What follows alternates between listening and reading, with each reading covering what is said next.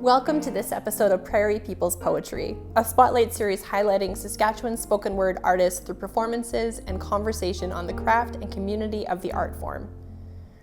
I'm your host, Cat Abenstein, and today I'm talking with artist and educator of both hip-hop and spoken word poetry, Dash Reimer.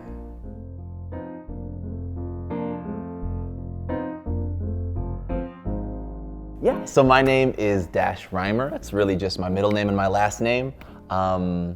And yeah, I do a lot of work within the spoken word and the hip hop world, largely doing education if I'm being honest, but also doing performance whenever I can and creating and collaborating as well. So Dash, have you always been an artist?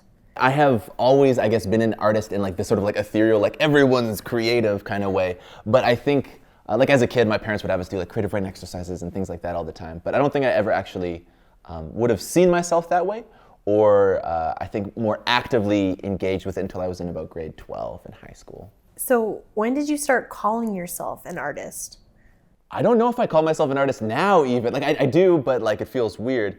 I mean, probably when I first got paid to do it, if I'm being honest, like paid to do a performance. And I was like, oh, I think that maybe this is a moment where I can actually start claiming a piece of this as a legitimate part of my personality, which is an odd thing that we do, but definitely something that I was processing. My name is Dash Reimer, and this next poem is called Fenris. I wrote it because I'm really loud. I have this one really distinct memory of being in a cafe with some friends, and we were talking about our favorite conspiracy theories. And so I was talking about one of my friend's conspiracy theories about lizard people and how he had written this poem from the perspective of a lizard person in a human body trying to relate to people and say, don't we share all these things? Don't we all want to drink the blood of our enemies? Don't we all bleed orange? And I remember doing this and not realizing I was accidentally like screaming this to the entire cafe. And I had friends over in other corners that all they could hear me do was just scream about my blood being orange and wanting to stand on a pile of the skulls of my enemies. And I was thinking a lot about how loud I can get sometimes without thinking about it. So when I am loud, what I'm trying to say, I could fit a whole brass section in the space between my lungs. I ask questions like a hammer and stammer only when manners necessitate such a desperate state from my tongue. There are echoes in my chest aching to share themselves with anyone in earshot. I hear lots and I speak more. I restore my moxie with saucy banter and answer even when I'm asked no questions. It's my fatal flaw because I've come to realize that I'm at my loudest when I'm trying to cover up my fear, like rambling, like humming, like stumbling over words, like screaming into the sirens. I think I'm afraid of silence. So when I say that I'm loud, what I'm trying to say is that I am afraid because my fears are loud. Heartbeat in my eardrums loud, car accident loud, the night before the divorce loud. My fears are shapeshifters. They make every stranger's face look one step away from gutting me. My fears are vibrant, shaking, brash, and full of bravado. My fears talk with their hands and fists. My fears talk down to me, like they are one step above, like they know better. And I know I should know better, but I don't know how to be better when the only voice inside my head is screaming, run. Maybe you won't mess up if you run. My fears make me afraid of myself when I realize that it isn't my fears doing this to me, it is me doing this to everyone else. And I know I could shout the chorus of whom shall I fear into the dark alleyway, but that wouldn't make the shadows disappear. It would just make me more loud. And I know I could sing into the hurricane, and that would be poetic as hell. But it would do nothing to take this cold hand off of my chest.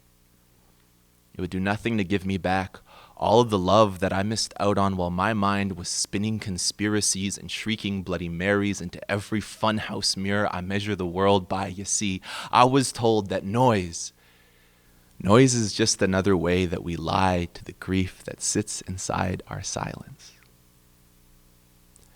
And I am just so tired of screaming out my sorrows, so this is not the time to be loud. This is the time to draw myself together. This is not the time to be bold. This is the time to stumble into humility, to look like a fool, sitting in silence, smiling. So what does your writing process look like? Yeah, my writing process, I think, varies and has changed a lot in the last little while. I think when I first started writing poetry, writing songs or whatever it was, I loved coming up with an idea and then trying to like distill it down to like an image or a way of explaining it that I was like, this will make sense and explain what I'm feeling. And it was kind of like a much more logical process almost, which is why I love hip hop, because there's so much like rhythm and math and everything in it. And so that used to be my writing process quite a bit. And I think nowadays I've been trying to stretch myself out of that, because sometimes I find it hard to, I think, be vulnerable in the writing, to not just explain myself, but to show myself, if that makes sense. And so I think more recently, my writing process has been really scattered. So it's just like something happens to me and I'm like, all right, now is the time to sit down. I'm gonna pull out my phone and I'm gonna just try and put a few words on the page, and it'll be like a little bloody and pretty ugly and like not very well written, but something to start with. And then a lot of editing. I feel like everyone says it, but you know, like editing is the majority of the work in terms of time. And so that's a lot of what it is now. It's just sitting over my computer, listening to music while I just kind of like try and reprocess things, chop pieces up, put them in other places, and new poems and new songs, and then like kind of collate them to a Frankenstein little piece. So where else do you draw inspiration for your work? Ooh, yeah, that's good. I think like in a traditional sense, I draw inspiration just from like other artists that I work with. People in Saskatchewan are incredible. I've gotten to collaborate with people like Cat Abenstein, but people I've gotten to see perform across Canada, people like Ian Kedeku, so many people like that are incredible. And so I think in a traditional sense, inspiration from there, people like Buddy Wakefield, Alyssa Ginsburg, amazing.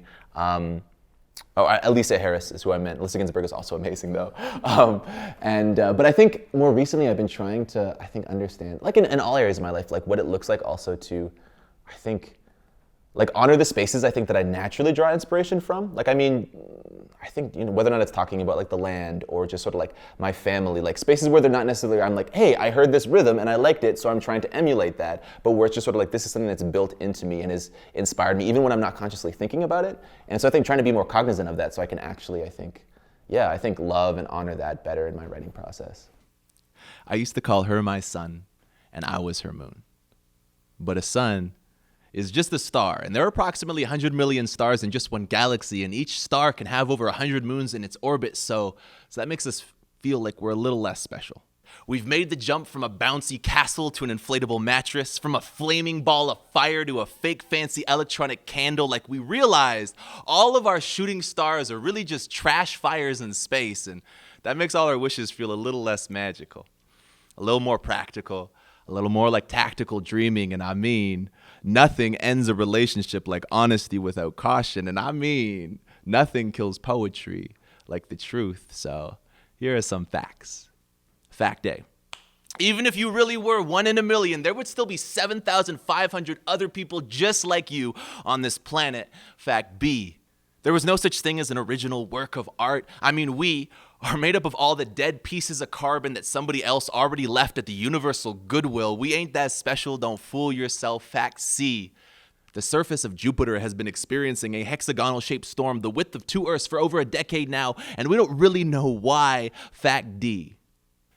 If you look at the world through a fisheye lens so wide that it makes people out to be pint-sized pieces of a pointillism portrait of the past, well, you miss out on all the trash fires in space and the unfulfilled wishes that make a human life disappointing and dynamic in the same breath. So maybe she is my sun and I am her moon.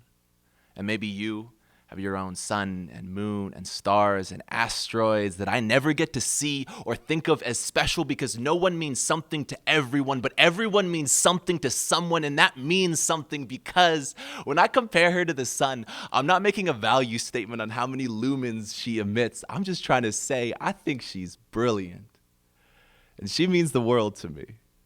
I just haven't yet learned how to fit the universe onto my tongue to tell her, yeah, you mean the world to me. I just haven't yet learned how to fit the universe onto my tongue to tell you. So what is it about these artists that you are inspired or that you admire? Yeah. Oh, man. I think it kind of depends oftentimes on the artist. I think like my friend and collaborator, Karagana, I love the way that she's able to take these beautiful truths and just like place them in front of you. Like the way she speaks, the way she writes, she doesn't demand it from you, but she's like, this is important. And if you pay attention, you get to get something beautiful from it. I love that. If it's like Ian Kediko, I love the way everything is so complex and intricate. It's hilarious and like heartbreaking and so like vividly performed. I love that about him. I think he blends so many different worlds together in incredible ways. Somebody like Buddy Wakefield, I think his performances are just so natural and authentic. Like, you know he's performing to you, but it also feels like he is just talking to you in a way that like is inescapable, and I love that. Even somebody, I've been enjoying Mary Oliver quite a bit recently, and I think, again, just the way that she's able to, I think, use simplistic descriptions or simplistic ways of describing things that just are so beautiful because it's distilled down to just sort of like the real brass tacks of what it is that she's offering you. So I really enjoy that. What do you think it means to be a poet? Ooh, that's a good one. What does it mean to be a poet? Whenever I'm teaching in classrooms, oftentimes I do a little exercise where I try, maybe I should readjust this, but I get them, I'm like, hey, how would you define poetry? Which I feel like leads into how you define a poet. And I kind of do it to start off with, because usually you get 1,000,001 answers. I don't even say how to define poetry, just like what is in poetry and like all these poetic devices. But then they're like, okay, but it's also just emotion. But then all these things, and I'm like, okay, but there are examples of all of these things of a poem that maybe doesn't have this or this or this. And how like, even with poetry itself, like while there is, I think, a direction we point when we're being poetic, there's not one specific definition. And I love how that loosens it up to be sort of like, I think there's a lot of mobility and flexibility specifically within poetry and a lot of art forms. And so to be a poet, this is really my own definition and nothing very much past that. But I think one strength of poetry, and a lot of poetry, not all, but a lot of poetry, is the way it tries to take these massive ideas or massive feelings that are overwhelming or just huge and grandiose, and it compresses them in some ways. And like I said, not all poetry does that. Some poetry is huge and long, but I love the way it takes this massive world we live in and makes it into something you can like put in your hands and like offer to someone. So I feel like people that do that well, I see a lot of poetry in that. And of course, I think there are teachers that are poetic and how they can do that. I think that there are visual artists that are poetic in that, but I think poetry itself is just, taking these huge things and crumpling them down into small offerings, often with words, sometimes with other things. So. I keep having this dream where I am a jackal at the foot of your bed. I am hungry, I mean angry, I mean afraid that my jagged is peeking through these shoulder blades, because lately I've been catching my breath on loose nails, ragged gasps. I've got a cough, something fierce. I've got worms in my windpipe every time my bones play cat's cradle with my nerves. I get bitter and call it overflow. I write you poems and call it penance. I feel pain and call it exactly what it is. A rotting house at the end of the cul-de-sac is a den for jackals. And I tell you that I'm afraid for you.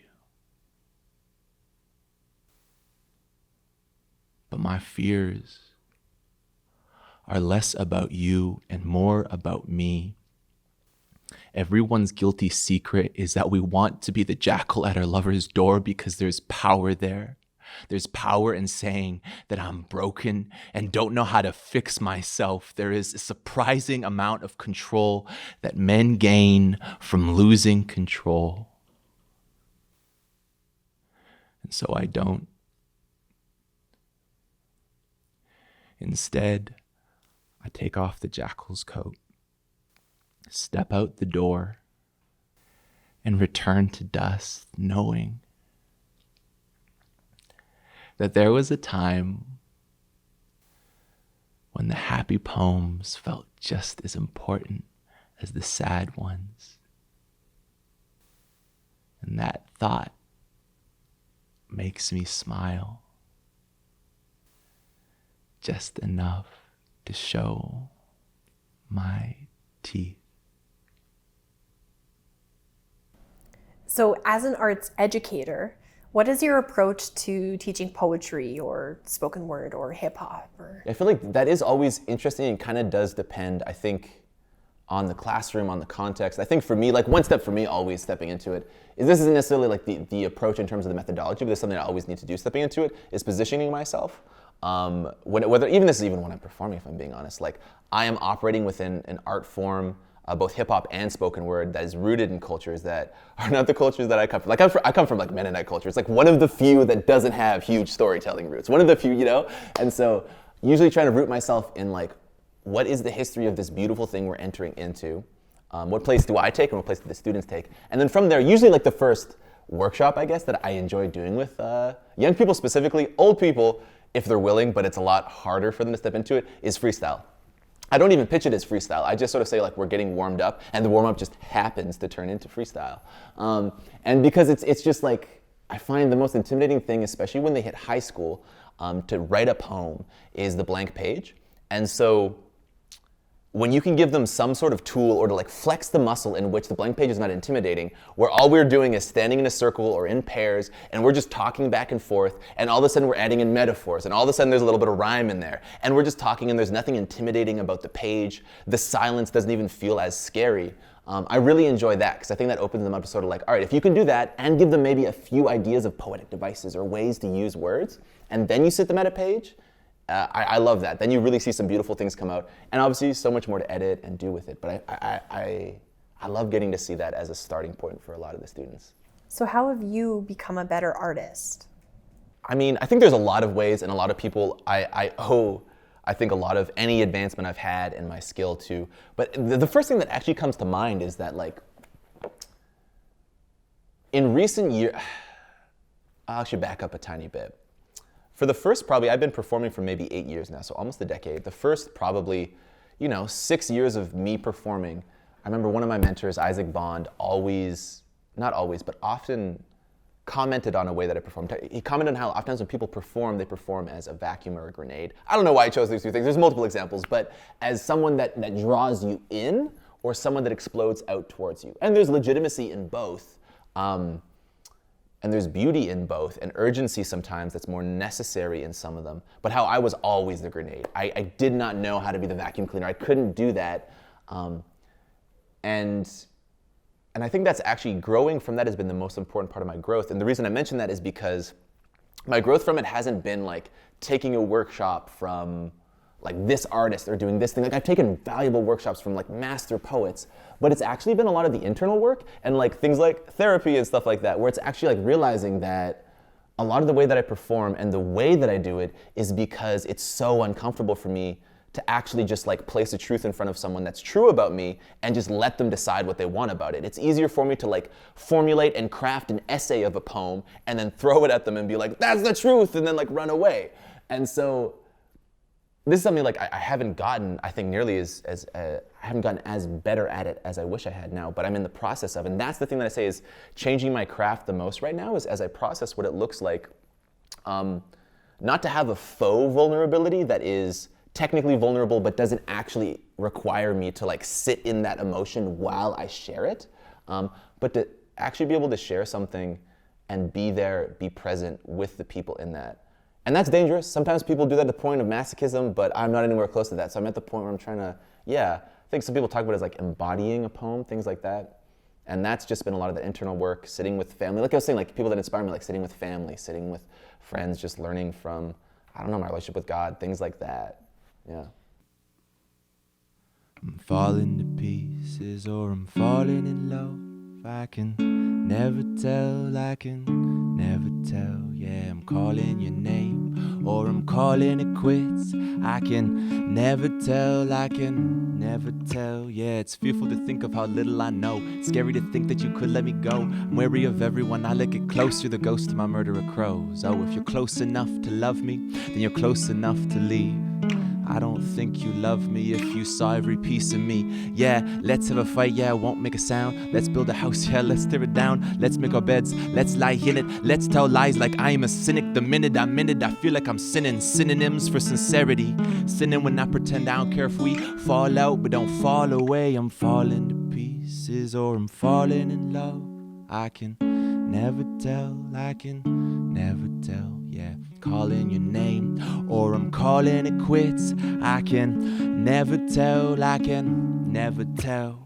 Self-sabotage and the saboteur. I'm the bull in the blanket and the matador. Pretend pain is purpose like a troubadour. Like peace ain't something worth fighting for. Settling for the losing streak. I'm simmering in that bittersweet. A bit of sin when the faith is weak, and the faith is always weak. The lies get better and better, and I'm just a veteran, getting bitter when I'm biting the sediments. I taste dust, reminds me of us, reminds me of where we came from. Love, it blows my mind the way I say I might stay, then leave anyway. It blows my mind, look straight in your face, feel empty and full in the same space. It's easier to run than it ever is to love. Cause if you're not around, then I really didn't lose nothing. Easier to run than it ever is to love. Cause if you're not around, then I really didn't lose nothing. But I wanna lose something every time you walk away.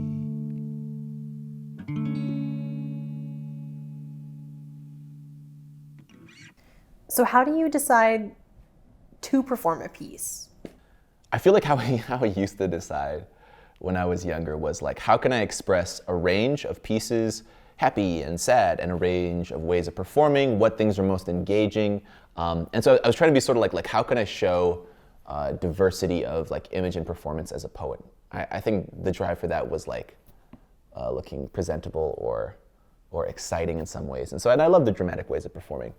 And I think now, I usually want to perform a poem in a way that I think is cognizant of my audience. I think there is, I know it's a conversation, but I feel like it is reciprocal, the relationship stage to the audience. And so, they're not just there to hold space for me, I am also holding space for them. So I do want to know who I'm performing to and maybe choose something out of that. But now I'd say actually like what I want to lean into more and more as I choose poems. I think there was a poet, Miles Hodges maybe? I cannot remember his name. I just heard it through a friend, but he had said, make sure that every poem that you write has one line in it that scares you. And for me, as I'm actually trying to figure out what it looks like to actually sit in a poem while I do it, I feel like that's as I'm choosing poems, like what is something that actually asks something of me to perform? Like not just the breath and physical energy to move my hands and my vocal cords, but what is something that's actually asking something of me? Because I think that that's part of what makes it a gift when you perform, is that like, something was asked of you and you gave. And that also means there's a danger again too. You don't want to give too much. You don't want to burn yourself out. But I think that's how I've been trying to choose poems, at least specific ones, maybe in a set of 5. There's 2 that I really want to know, like, yeah, is this asking something of me that I actually want to give as a gift to whoever it is that's listening or thinking about it. So who is your audience? Man, I'm trying to figure that out. Yeah, I feel like, my family loves my poetry. I feel like my audience, it's hard because I think growing up in a space where it's like I always wanted to be doing a million things at once, it's hard for me to focus. Like I want to do spoken word, I want to do hip hop, and I want to make beats, and I want to just like play around with the guitar. It's hard for an audience, I think, to form around that because it's sort of like, here's a million different things. You can't like some people can do that are out there that are just like creatives. But I think I'm trying to figure that out. I think I'm leaning a lot more into the spoken word world and just sort of realizing, if I'm being honest, when I think of ideally who my audience would just be like students in my community. I think I've just been growing more and more, in love with the idea of arts that really serves a tangible purpose in its community. I love the idea of getting famous. That would be wonderful. But I think even more than that, I want to be doing it in a way that my neighborhood in Saskatoon benefits from, and I benefit from their involvement in it. And so I feel like that's ideal audience would be literally my neighborhood, literally the people I'm doing these workshops and shows with in my neighborhood. But outside of that, my audience, it's definitely my mom and my friends, so things like that, yeah. This song is called Double Dutch.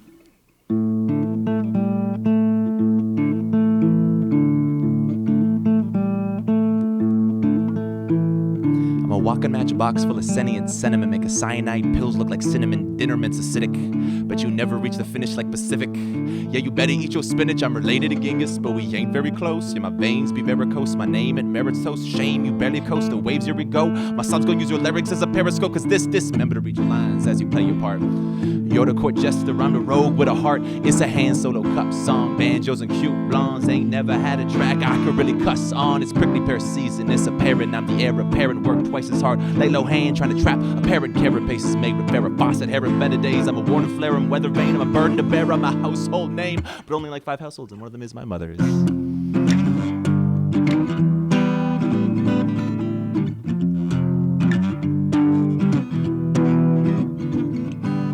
Shots in the dark like Nikon, false gods like Titan. I don't write the right song, just a good one. Never the good son, never the blood moon, bring out the wolf pack.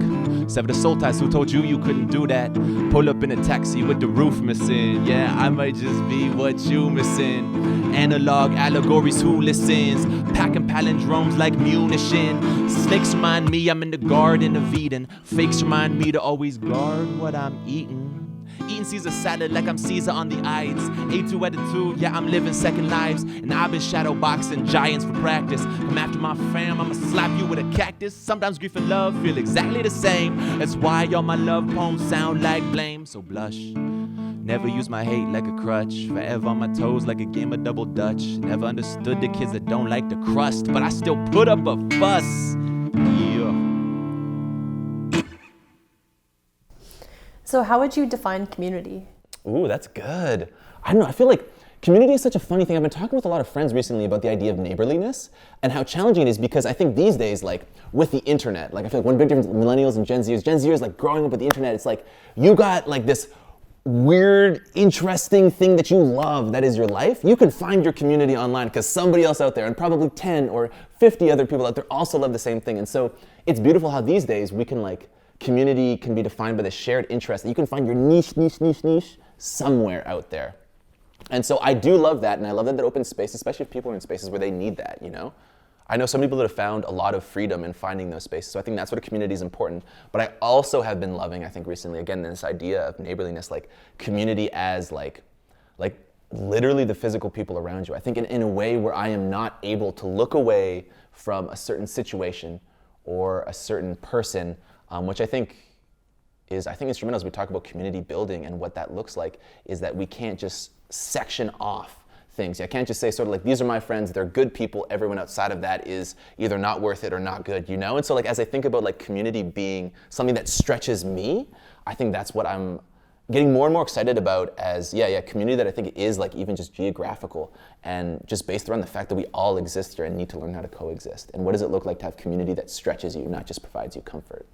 What is something that you say to the young people that you're working with in terms of writing or performing? I think some of that is the like, if the blank page is frightening for you, find other ways to start writing that doesn't require that. I think that's just like one sort of tangible thing, but I think the thing that like I've really been learning myself and I think wanting to recommend to more and more people is like, if you really love this thing, love this art form or want to learn more, but just like, please listen and like listen well. I think that's the thing that I'm learning more and more, and I partially like my positionality as like a white dude, like I think listening is so important, especially for me, but also I just think like in general, like if you're falling in love with this thing, like listen well to all the voices that exist inside of it and listen in a way that isn't just sort of like, what can I take from this that can serve me, but like, how can you listen to the point where you understand how you can serve your community, I guess is a part of that. But yeah, listen well and listen lots, like that's, if you love hip hop, please listen to all the hip hop you can and all the range and diversity that exists there. That'll grow your love, it'll grow your skill just like naturally within that. So I feel like that's the thing that first pops into my head. Beautiful. This has been Prairie People's Poetry with me, Cat Abenstein, as your host. Thanks to Dash Reimer for his work, and thanks to you for tuning in.